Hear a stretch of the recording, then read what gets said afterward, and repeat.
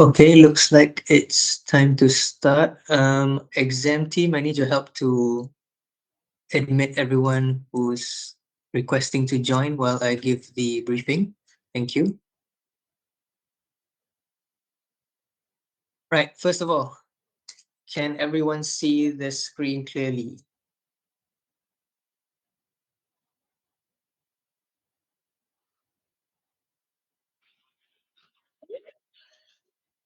Okay, thank you. Su Yong Ping, thank you. All right,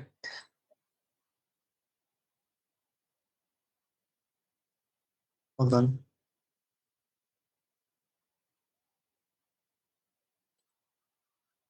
We share again.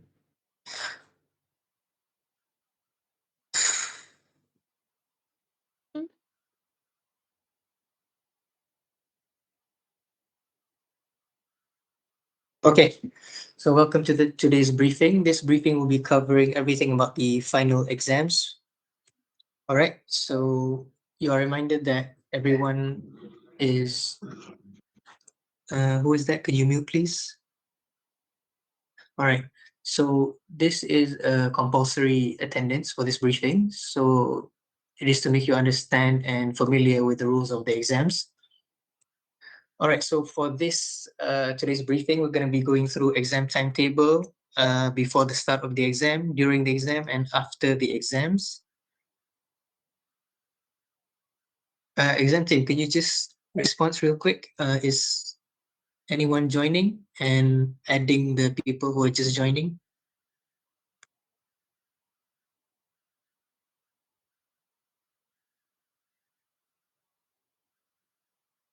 Need your help to admit everyone. All right. Okay, first of all, the exam timetable. You can find the exam timetable at your student digital hub. The link is there. You can take a screenshot if you want. Normally, you'll get an email for the first draft, second draft, and final version of the exam timetable. All right, you can screenshot this. Here you go. All right, please check the timetable at the end of week 14 for long semester and week 8 for short semester because there may be changes in exam venues and times for the first and second draft. All right, but for the final version, there will be no more changes. Okay, so make sure you inform us when you receive the first and second draft only.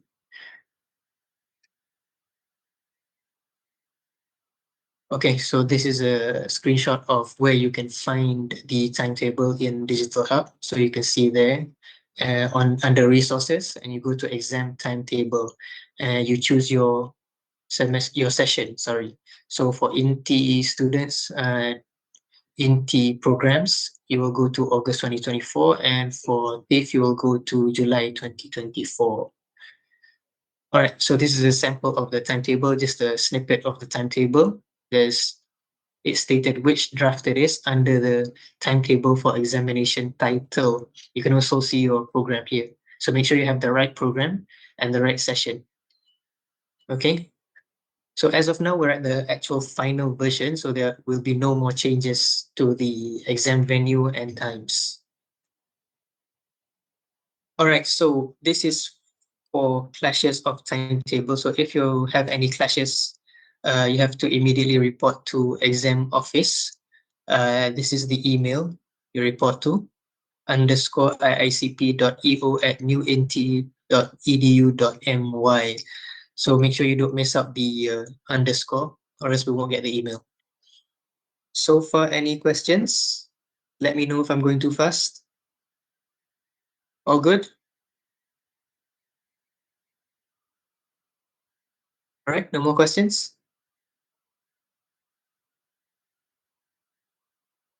Okay, moving on. All right, so you have to make sure you know the exact date, time, and venue of your exam, and you can identify your seating position before the start of the exam. You can find this at either the digital hub or the notice board in front of the venue, the exam venue. All right, if you misread the exam timetable, it will not be a valid reason to allow you an opportunity to resit the missed exam. So if you don't have a valid reason and you miss the exam, you will not be able to resit for that exam. All right. You will not be allowed to sit for the exam 30 minutes after the scheduled exam start time. So if you arrive 9:31 at a 9 o'clock exam, you will not be able to sit for that exam. Okay. All right. You are not allowed to leave the exam venue for the first 30 minutes and the last 30 minutes of the examination time.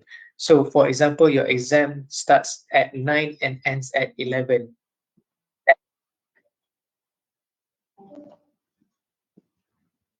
Okay, so if you enter at from 9 until 9:30, you are not allowed to leave the exam venue.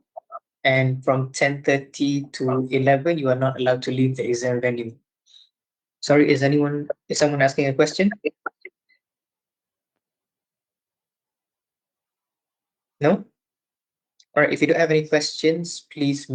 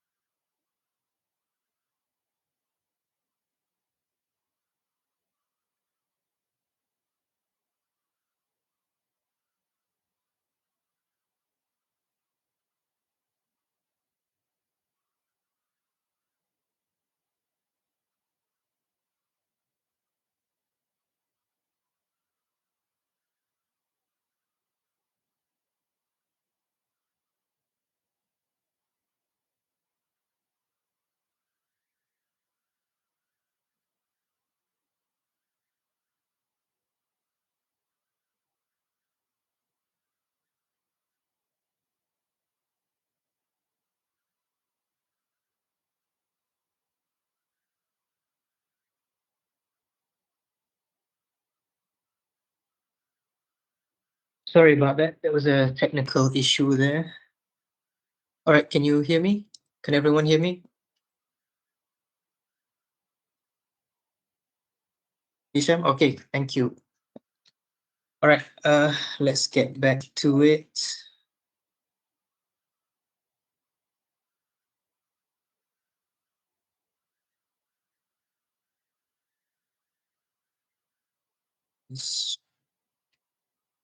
All right, so where did we leave off?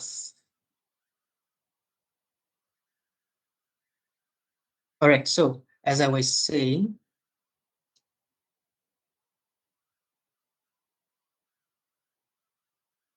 you can find the seating plan available at the actual venue, pasted outside on the notice board 3 days before the exam.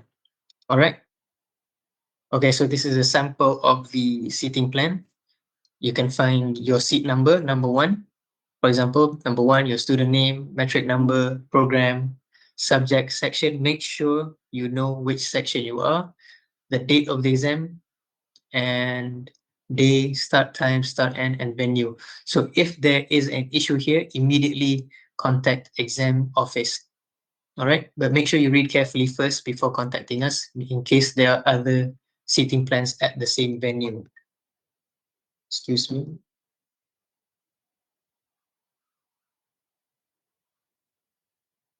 Okay. All right. So if you happen to have two subjects on the same day at the same time, you will have a quarantine exam. So if you look here at the first name, they have two exams at the exact same time, COM 1101 and MPU 2242. All right. So one of the exams will be changed to a different time. So for this one, the one highlighted in red is the quarantine exam. All right. And then the one not highlighted is the original exam. So this student will be taking the MPU test first, MPU exam first, and then he will take the COM 1101. All right. So any questions on quarantine exams? All right. If you have any questions, just drop it down in the chat and the exam team will reply. All right. So for exam venues, so for this session, we will be having venues at level 4, level 5, and level 6. Make sure you know where the venues are. All right. You don't have to rush to find venues during the day of the exam. Okay. So I recommend 3 days before the exam, go to each venue, see if your name is there or not. And if it's not, immediately contact exam office and they'll let you know. All right, on the exam day, please bring your student ID card for all programs. For CU students, you have a specific CU card. All right. So this is an example of the student card. In the event you're not feeling well, you must obtain an MC, a medical certificate, and medical report. So you need both MC and medical report with an appeal form and pass to your respective schools within 72 hours of the exam dates. So let's say tomorrow you have an exam and tomorrow you're not feeling well, make sure you have MC and medical report and submit an appeal through your school. All right, so we know to give you a receipt exam. All right, so you can find the academic appeal from at the digital hub. You can screenshot this here. All right, it's under forms. Okay. All right, so in the appeal form, just fill up the details that says for student here, and the rest, your school will take care of it. Okay, you can screenshot here too. Fill up the blue boxes there. Make sure you put your date and sign. Okay, so before the start of the exam, you have to identify your seating position. So as I said before, make sure you know where you're sitting. Okay, don't come to the exam venue on that day only to find out uh, where you will be seated. It will cause a lot of rush and it will delay the process. It will also delay the invigilators giving instructions. All right, so when entering the exam, do not bring any bags or any personal items such as wallets, keys, phones, smartwatches. All right. If possible, leave it outside of the venue. If you're worried about your valuables, you can bring them inside, but place it on the floor under your desk. All right, under the table you've been assigned. And all devices must be switched off, not silent, switched off and facing down. That includes smartwatches. Okay, casing from your calculator should be removed also and placed on the floor if you accidentally bring it inside. All right, surrender any items accidentally brought into the exam venue to the invigilator immediately. So if you accidentally have notes in your pockets, let's say, make sure you let the invigilator know you accidentally brought in before the start of the exam. If you are caught with that, even if you accidentally brought it, it will be charged as academic dishonesty. Okay, so no electronic devices. All of these are included: phones, earphones, earbuds, and smartwatches. Any kind of smartwatch. Okay, and all of these must be switched off. All right. So for those without a student ID, you have to obtain a student identity verification slip from exam office. So our office is located inside registry office at level 2. Okay. before the start of the exam, come see us and we'll give you the verification slip. All right. And if you are likely to be late or absent from the exam due to specific valid reasons, please contact exam office immediately at any of the following numbers. So you can screenshot these numbers here. Yes, anything? Okay, right. You can screenshot these extensions and ask for these specific people for the specific programs. Okay. So far, any questions?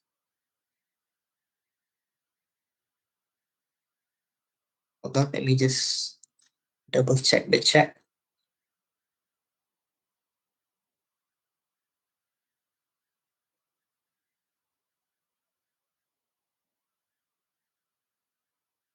Yang Hui Ching, I think you raised your hand for some reason. Is there a question you'd like to ask? No? Yang Hui Ching. No? No questions? All right. Thank you. Let's move on. Oh, okay. So during the examinations, you have to keep quiet at all times, as you do at all exams. You are not allowed to leave the exam hall to go to the washroom or anything else for the first and last 30 minutes. All right, as I explained before, I will repeat one more time. If your exam is 9 a.m. until 11 a.m., you are not allowed to leave starting 9 until 9:30 and 10:30 until 11, which is the end of the exam. All right. Okay, this is a sample of the answer booklet. So make sure you write all your details in here so the lecturers know uh, which grades to allocate. All right, fill up everything, session, metric number, ID. This is your IC number. And for international students, your passport number. All right, program, course code, course title, and section. Okay, find out your section. This is very important. Okay, the same information at the attendance slip, which will be collected midway during the exam. Okay, this is a sample of the OMR sheet for multiple choice questions. Make sure you're using 2B pencils only, okay? Even if you're writing your name, everything here is in pencil, all right? So here is your matriculation number. You write down the number. You also have to shade each number for your metric number. Let's say your metric number is P12345. So you write there P12345 and you shade P1, 2, 3, 4, and 5. Shade everything that is applicable. Okay. All right. At the end of the exam, the chief invigilator in the venue will announce, please stop writing. Please do not make any noise or no talking. And please wait until you are told to leave the exam venue. So if you do not follow any of these instructions, it will be counted as academic dishonesty. All right, we will go into what academic dishonesty is later. All right, so for academic dishonesty, it is either you're bringing unauthorized materials or notes, phones, smartwatches, uh, earphones, notes, anything like that, any communication device whatsoever, even if you're not using it and if it's switched on, it will be counted as academic dishonesty. All right, so if you are caught with academic dishonesty, you need to attend an academic hearing with the AAO, Academic Affairs Office, to determine the disciplinary action.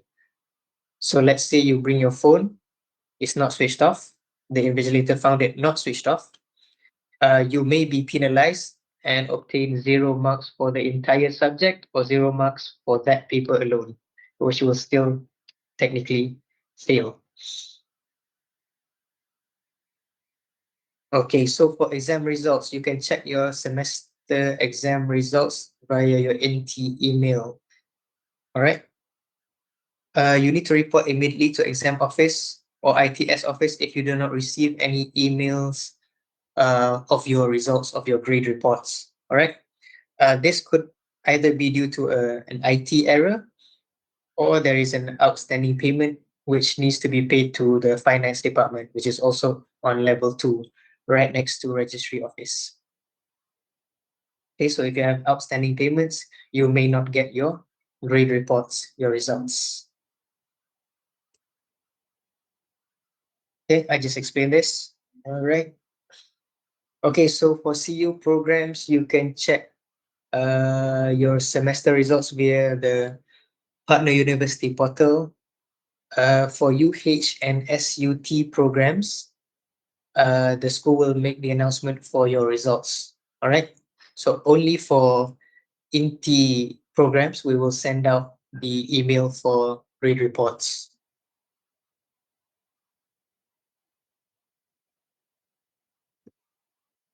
All right. So let's say you have any subjects that you are not satisfied with the results, you can request for appeal for review from exam office and submit the form to your HOP, head of program.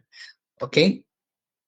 And you have to proceed to finance office to make a payment of 50 ringgit per subject or per component. Let's say you want to review your final exams, that's 50 ringgit. If you want to review your coursework, you can also review, which is another 50 ringgit. It's separate. Okay, so for the appeal period for the review of answer scripts, for final exam is within 2 weeks of the released exam results. And for resit exam, you can appeal within 1 week of the exam results. You can screenshot this for future reference.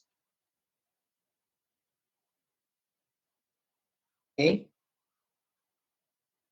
Okay, this is the form for reviewing answer scripts. Make sure you fill up the top part here, the student's part. Make sure you fill up your student full name, right? The name given, and your student metric number, student ID or IC number, and your program. Make sure you don't miss out any information so we can find your answer script for the review. You should also fill up the course code, your section, semester, the session of the exam. The upcoming exam will be August 2024 session, by the way. All right. And the grade that you received in your grade report, the one you received in the email or the one announced to the school, by the school, sorry. Okay. And then make sure you sign and date and have an attached receipt where you made payment at the finance office. Okay, so for student services, for resit exams, students with a C minus grade for INTI programs will have to pay 100 ringgit per subject if you choose to resit the exams. Okay, so for UH programs, it is 100 ringgit per subject for students with the FREFE and FREFC grade. And for Coventry, it is 200 ringgit per subject with the failure grade. Okay, any questions regarding the resit and the appeal?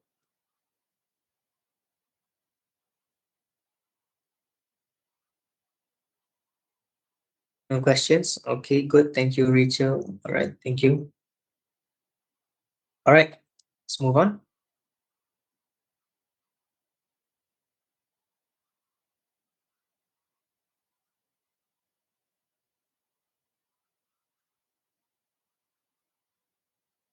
Okay, so this is the sample email you will get if you are eligible for resit exam. All right, this is an automatically generated email for, sorry, this is a group sent email for students who are eligible for resit exam. So we will state which component you need to resit. Okay, you can screenshot here. So this email explains which subjects you are eligible to resit and the deadline to make the payments. All right, next. Okay, so attached with the email, you will also get this receipt assessment slip. for the amount payable, so the amount you need to pay to sit for the resit exam. All right, make sure you print out the slip and get it to finance to pay for this, and then you will be allowed to sit for the resit exam. Okay. Okay, this is an example of the invoice. So you also need to print this out, right, to make you eligible to sit for the exam as proof of payment for the resit fee, as mentioned before. Okay, on the resit exam day, it's the same as the finals. Bring your student ID, but with addition of your resit assessment slip. So make sure you bring this if you are taking the resit exams. All right. And it has to be endorsed by finance. So this section here, finance officer authorization required. Make sure you get a chop by finance.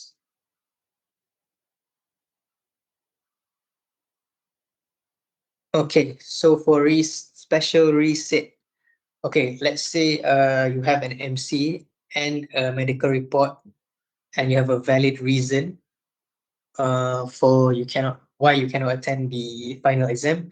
You will be allowed a special resit if the academic appeal is approved. Okay, so make sure you have valid reason and valid evidence to support why you cannot attend the final exam. All right, for resit exam, it is the first week of the following semester for short semester and the second week of the following semester uh, for long semester. Hold on.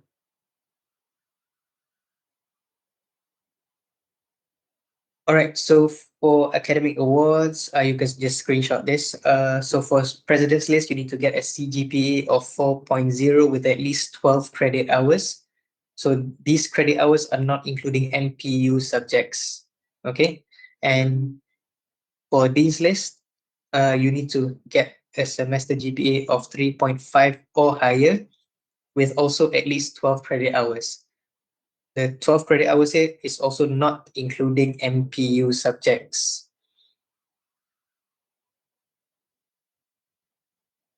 Okay, for graduation,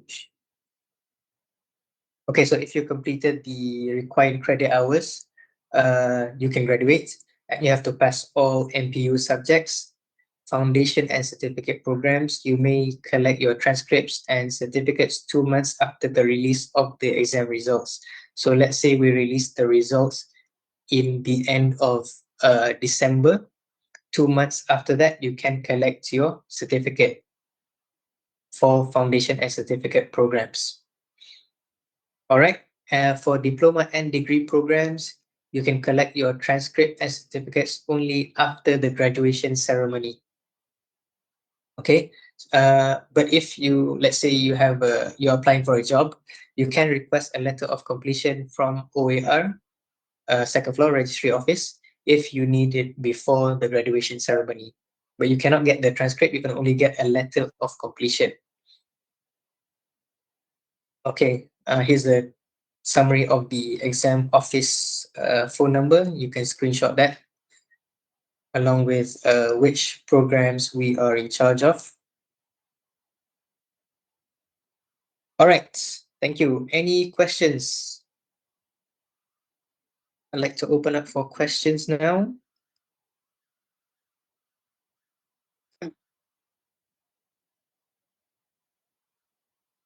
No questions?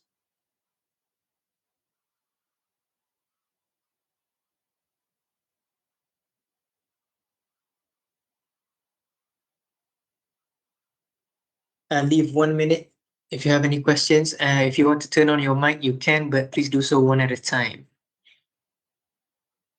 Yes?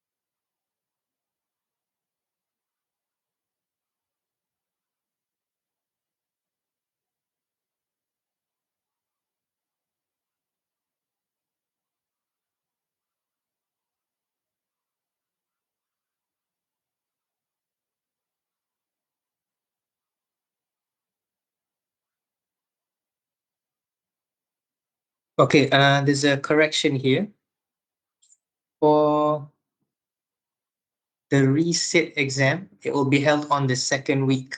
So let's say the next semester starts on 6th of January. It will be on the resit exam will be on the first week of the next semester of the January semester. All right, there's a correction there. Hold on, let me enlarge this. So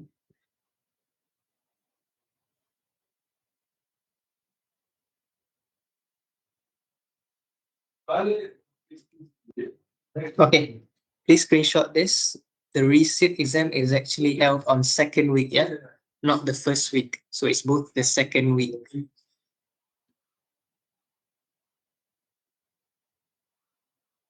Okay, all right, all good. Okay, so any questions? Everyone good? Right. If there are no questions,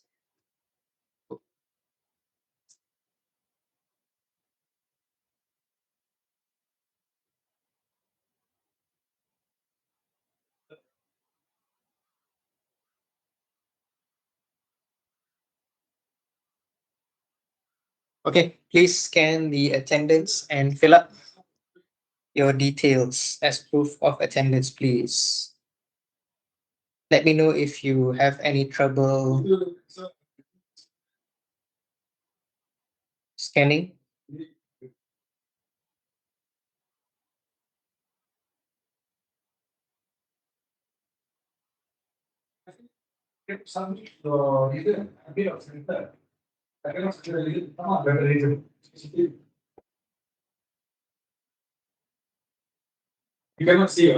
Okay, if you fill up the attendance, you can leave the meeting. Thank you.